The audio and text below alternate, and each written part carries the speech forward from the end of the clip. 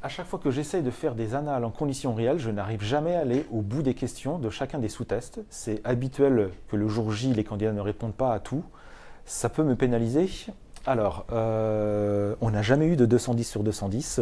Jamais. Que cette candidate se rassure. On a eu des scores très élevés, mais jamais eu de score maximum. De toute façon, c'est un test de classement, donc il ne faudrait pas qu'il y ait d'effet plafond ni d'effet plancher. Il faut vraiment que les candidats soient classés, soient classés, qu'il y ait une hiérarchie. Et c'est normal de pas, alors ce qu'elle explique, hein, cette candidate ou ce candidat. Chacun des sous-tests de chacune des questions. Ils n'arrivent pas à faire toutes les questions, à répondre à tout. Est-ce qu'il vaut mieux répondre à tout quitte à se tromper? Toi, par exemple, tu avais coché toutes les cases.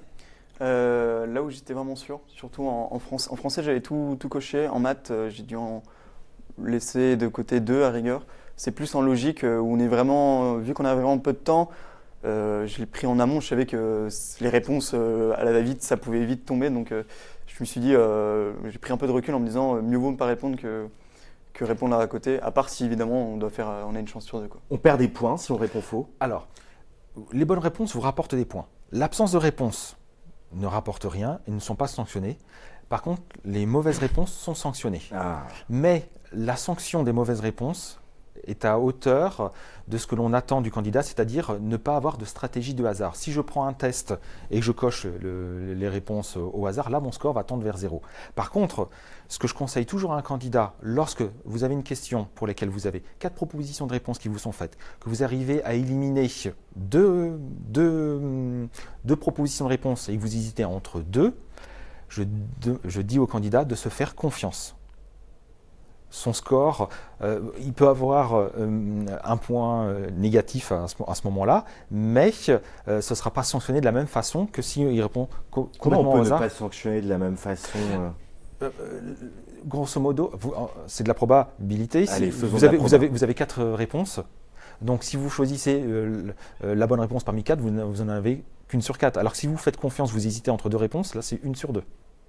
Il faut calculer l'espérance. Voilà. Ah ouais, d'accord. Mais dans tous les cas, si on a faux, on perd un point. Il y a du point négatif, tout à fait. Mais je dis aux candidats, faites-vous confiance, laissez-vous parler. Oui, c'est sûr, on a plus de chances. C'est- Ah oui, 1 sur 4. Ah, d'accord. Voilà. Ouais. C'est un petit truc comme vous avez les séries croisées. À un moment donné, vous devez percuter sur la logique verticalement pour les lettres ou les chiffres. Donc à un moment donné, faites-vous confiance. Si vous la trouvez horizontalement, vous ne la trouvez pas verticalement, mais vous sentez plus celle-ci, faites-vous confiance. Très bien. Bon, c'est un conseil que tu avais suivi, toi, des Oui, fois, je- tu t'hésitais. Je l'avais lu dans un bouquin, il disait la même chose. C'était vous qui le disiez déjà ou non? Je ne sais plus. D'accord. Voilà.